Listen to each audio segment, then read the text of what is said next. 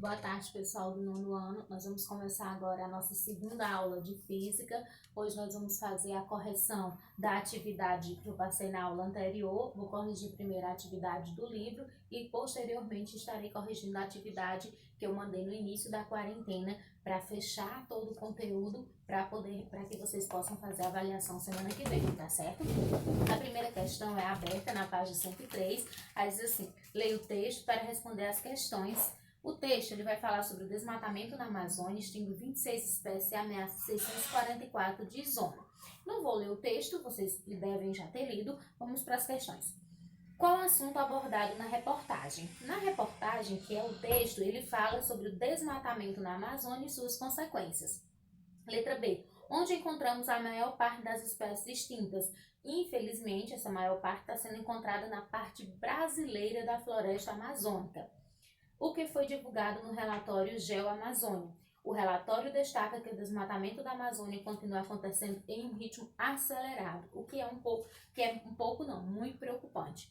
A primeira questão diz assim: apesar de belos e impressionantes, os corais exóticos que são encontrados na Ilha Grande podem ser uma ameaça ao equilíbrio dos ecossistemas do litoral do Rio de Janeiro.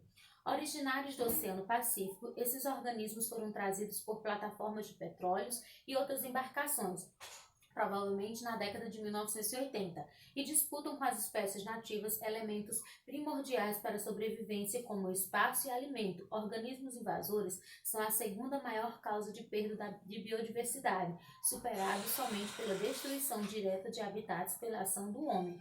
As populações de espécies invasoras crescem indefinidamente e ocupam espaço de organismos nativos. As populações de espécies invasoras crescem bastante por apresentarem algumas vantagens. Que vantagens são essas?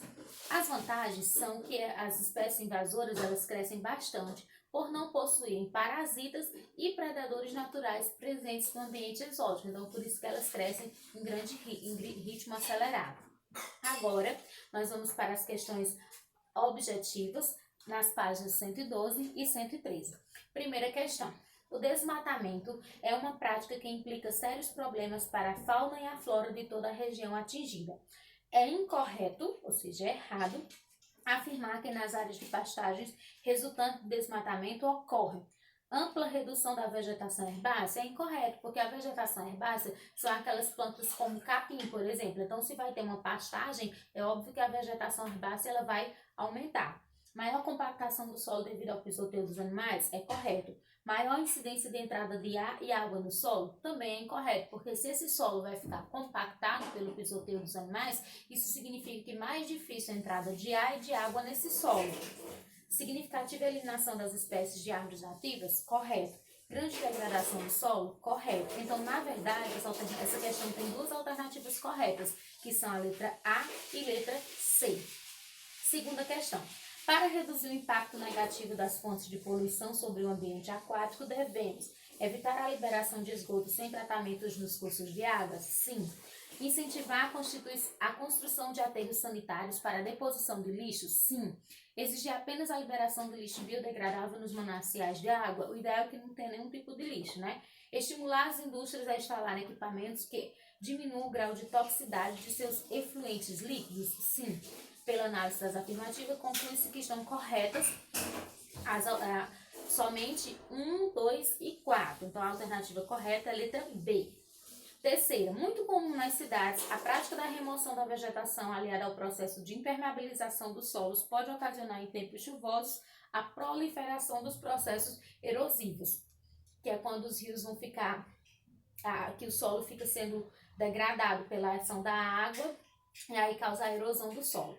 Quarta questão. O derramamento de petróleo no mar é um problema ambiental grave que merece atenção. Um dos piores vazamentos de petróleo que já ocorreram no planeta foi no Golfo do México, em 2010, onde cerca de 5 milhões de barris de petróleo foram lançados nas águas. Baseando-se nos seus conhecimentos sobre o tema, marque a única alternativa que não indica uma consequência da poluição no mar por petróleo. Então, o que não indica. Morte de várias espécies de peixes? Sim, isso acontece quando há derramamento de petróleo. Diminuição da pesca na região? Também. Contaminação de ecossistemas de transição entre o ambiente marinho e terrestre como mangues? Sim. Aumento da taxa de fotossíntese das águas? Não, isso não acontece. e morte de aves marinhas acontece também. Então, a alternativa correta seria a letra D. A quinta questão, a facilidade de transporte contribui para a introdução de espécies exóticas nos ecossistemas naturais. Nesse sentido, assinale a alternativa incorreta. A introdução de espécies exóticas não altera as características bióticas do ecossistema. Essa daí está incorreta, porque quando a gente tem espécies exóticas, ela vai alterar todas as características bióticas dos ecossistemas, tá certo? Então, a alternativa correta na quinta questão é a letra E, tá certo? Agora, pessoal, nós vamos para a correção da atividade que eu passei no início da quarentena, que eu mandei para vocês em PDF, tá certo? A primeira questão dessa atividade diz o seguinte: o nosso sistema solar é constituído por planetas classificados como internos ou externos. Os internos apresentam composição sólida graças à presença de rochas e minerais em suas estruturas. Os externos apresentam consistência gasosa por conter hélio, hidrogênio e gelo. Assinale a única alternativa que todos os astros citados estão corretamente classificados hoje pelos cientistas astronômicos. Então, nós vamos ter como correta a letra D, que diz assim: internos vão ser Mercúrio, Vênus, Terra e Marte, e externos Júpiter, Saturno, Urano e Netuno. Segunda questão. Assinale a opção incorreta em relação ao conjunto de ao conjunto de astros que formam o sistema solar. A alternativa incorreta vai ser a letra D, que diz assim: os satélites possuem luz própria e giram ao redor do Sol. Exemplo de satélite natural, a Lua. A Lua é, na verdade, um satélite natural, só que ela não possui luz própria. Terceira questão. Em relação ao universo, assinale a opção correta. Então, na terceira, a correta vai ser a letra D, que diz assim: o imenso conjunto de astros e galáxias chamamos de universo, que é a definição de universo que a gente estudou. Quarta questão. Assinale a opção correta em relação ao conjunto de átomos que formam de astros que formam o sistema solar. A alternativa correta na quarta é a letra C. As estrelas possuem luz própria. Quinta questão. Com relação ao sistema solar, alguns de seus componentes, características e fenômenos, assinale o que for correto. Então, você vai marcar o que é correto e depois somar. Então, primeira questão, eu vou ler só os que são corretos. O somatório dessa quinta questão seria 16, 8, 4 e 1, totalizando 29 o somatório. Então, as corretas vão ser 18, 8, 4 e 1, como eu falei. Então, o 1. O Sol apresenta manchas constituídas de uma região escura, umbra, rodeada por uma região mais clara, penumbra, que estão relacionadas ao seu campo magnético e se movimentam pela superfície. Correto. Aí 8, o planeta Júpiter, que é o maior do sistema solar, possui... a 4 também é correta. Um décimo planeta denominado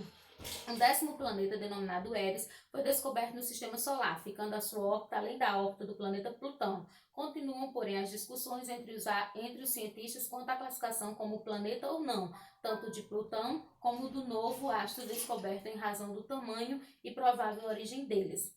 8. O planeta Júpiter, que é o maior do sistema solar, possui massa maior do que de todos os demais planetas juntos e teve 4 de seus satélites descobertos por Galileu Galilei, por isso denominamos de satélites galileanos, certo? Tá correto também. 16. O planeta Marte possui uma superfície com crateras, mas não tão agrupados como os da Lua, ou de Mercúrio, em virtude do desgaste pela erosão de fortes ventos. Há também na sua superfície sinais de erosão provocadas possivelmente por antigas correntes de água. Então, corretas vão ser 16, 8, 4 e 1, totalizando 29 no somatório. Sexta questão. Assinale a alternativa que indica apenas os planetas rochosos do sistema solar. Vai ser letra D, que são Mercúrio, Vênus, Terra e Marte. Em relação ao universo, assinale a opção incorreta. Então, na sétima, a incorreta vai ser letra A, que diz assim: o espaço que envolve o mundo em que vivemos é ocupado por bilhões de astros e é o espaço geográfico. Na verdade, isso aí seria o universo. Oitava.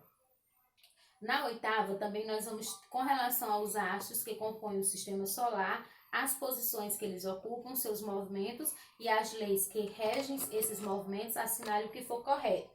O somatório aí vai ser 16, 4 e 2, totalizando 22. Então, a 2 está correta, que diz: a lei das órbitas que foi deduzida por Johannes Kepler tem como enunciado: os planetas descrevem elipses das quais o Sol ocupa um dos focos. A 8, Marte, o planeta vermelho. Eu li a 2 já? Já. A 4, os antigos caldeus descobriram que a cada 18 anos e 11 dias, os eclipses do Sol e da Lua se reproduzem de modo muito idêntico. Esse período é conhecido como período de recorrência dos eclipses ou período de Sários. A 16, a camada do Sol, denominada cromosfera, constitui o limite do disco solar visível em luz branca em que surgem as manchas solares. Então, nessa daí vão ficar corretos 16, 4 e 2, totalizando 22 o somatório.